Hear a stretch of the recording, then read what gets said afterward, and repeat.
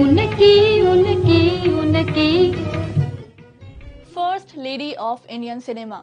ये नायिका बनकर तब इंडस्ट्री में आई जब महिलाओं का रोल भी पुरुष निभाते थे और जब महिलाओं का फिल्मों में आना वैश्यावृत्ति के बराबर समझा जाता था। नाम है ड्रैगन लेडी देविका रानी।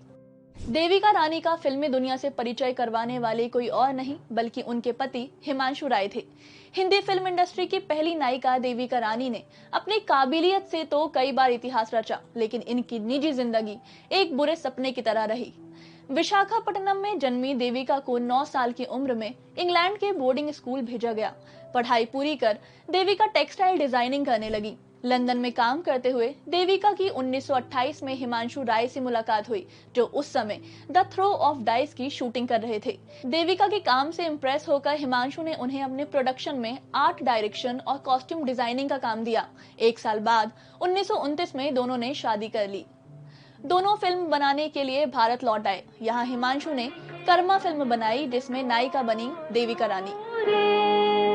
मैं बन का पंछी बन के संग संग डोलूं रे। देविका रानी ने पहली ही फिल्म में 4 मिनट का किसिंग सीन दिया। फिल्म विवादों में थी, लेकिन फिल्म में अभिनय कर देविका इतिहास रच चुकी थी। गुस्से की तेज, शराब और सिगरेट पीने वाली बोल्ड देविका को नाम मिला ड्रैगन लेडी।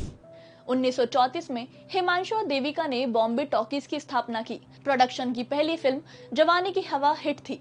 हिमांशु ने देविका नज्म उल हसन को लेकर दूसरी फिल्म जीवन नैया शुरू की, लेकिन जैसे ही देविका नज्म के बीच नजदीकियां बढ़ने लगी तो हिमांशु ने फिल्म रोक दी। फिल्म रुकने से प्रोडक्शन के सारे पैसे डूब गए। देविका नज्म से शादी करना चाहती थी, लेकिन ऐसा नहीं हो सका।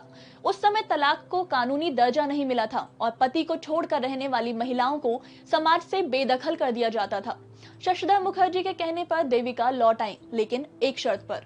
देविका की शर्त थी कि उन्हें प्रोडक्शन के लिए करने वाले हर काम का मेहनताना मिले, लेकिन घर का पूरा खर्च हिमांशु उठाए। बॉम्बे टॉकीज उस समय दिवालिया होने की कगार पे था। फिल्म रुकने से कर्ज में डूबे हिमांशु देविका की सारी शर्तें मान गए। समाज को दिखाने के लिए दोनों एक साथ तो रहे, लेकिन काम के अलावा दोनों का कोई रिश्ता नहीं था। समाज के डर से देविका ने नज्म को छोड़ दिया। वहीं दूसरी तरफ नज्म को इंडस्ट्री ने काम देना बंद कर दिया। अब जीवन नैया अशोक कुमार के साथ दोबारा शुरू हुई और हिट भी हुई।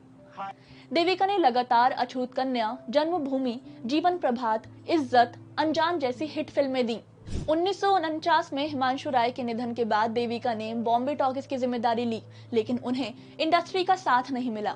जब अशोक कुमार और शशिधर मुखर्जी ने देविका से अलग होकर फिल्मिस्तान प्रोडक्शन कंपनी शुरू की तो उन्होंने इंडस्ट्री को हमेशा के लिए अलविदा कह दिया। साल 1958 में देविका ने रशियन पेंटर से दूसरी शादी की। पति की मौत के 1 साल बाद 7 मार्च 1998 में देविका का निधन हुआ। देविका ही पहली भारतीय हैं जिन्हें दादा साहेब फाल्के अवार्ड दिया गया। 1958 में उन्हें पद्मश्री अवार्ड से भी सम्मानित किया गया था। पुरुषों की फिल्म इंडस्ट्री में जगह बनाने में देविका को कई मुश्किलों का सामना करना पड़ा, लेकिन इनके बाद महिलाओं के लिए इंडस्ट्री ने दरवाजे खोल लिए। ऐसी ही दिलचस्प कहानियों के लिए बने रहिए दैनिक भास्कर ऐप पर, क्योंकि सच करीब से दिखता है।